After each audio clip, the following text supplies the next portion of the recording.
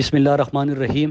میرے پاکستانیوں، آپ سب کو پتہ ہے کہ آج عمران خان جن کی زندگی کو شدید خطرہ ہے، اس کے باوجود عدالتوں کے احترام میں پیش ہوئے، ضمانت بھی منظور ہوئی، لیکن اس کے باوجود چند لوگوں کی اناؤ کی تسکین کی خاطر نہ صرف عمران خان کو گرفتار کیا گیا، بلکہ جس ٹانگ پہ عمران خان کی گولی لگی تھی اس پر ڈنڈے برسائے گئے، تشدد کیا گیا، ان کے سر پہ چوٹ راڈ مارا گیا، اس سے چوٹ آئی۔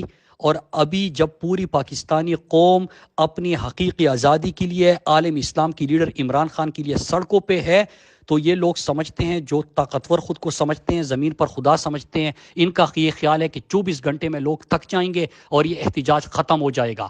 میرے پاکستانیوں، جہاں پر اس وقت دھرنے جاری ہے، احتجاج جاری ہے، اس کو آپ نے جاری رکھنا ہے۔ پوری پاکستانی قوم کو نکلنا چاہیے۔ آپ سب گواہ ہے کہ عمران خان اس پوری قوم کی آخری امید ہے۔ یہ عمران خان کو گرفتار نہیں، یہ عمران خان کو جیل میں نہیں رکھنا چاہتے، بلکہ عمران خان کو مارنا چاہتے ہیں۔ آپ سب نے اپنی حقیقی آزادی کے لیے نکلنا ہوگا۔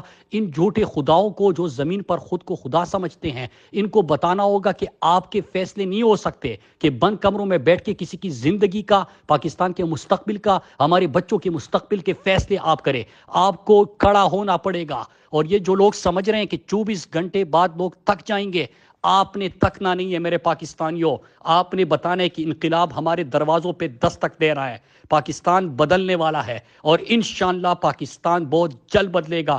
کل جو آج نہیں نکلا تھا، ان سب سے میں ریکویسٹ کرتا ہوں کہ اپنے بچوں کے مستقبل کے لیے آپ کل نکلے، اور جہاں پہ آپ کا احتجاج جاری ہے اس کو جاری رکھنا ہے۔ ان کو بتانا ہے کہ ہم انقلاب کا خواب آنکھوں میں سجائے نکلے ہیں، ہم تھکنے والے نہیں۔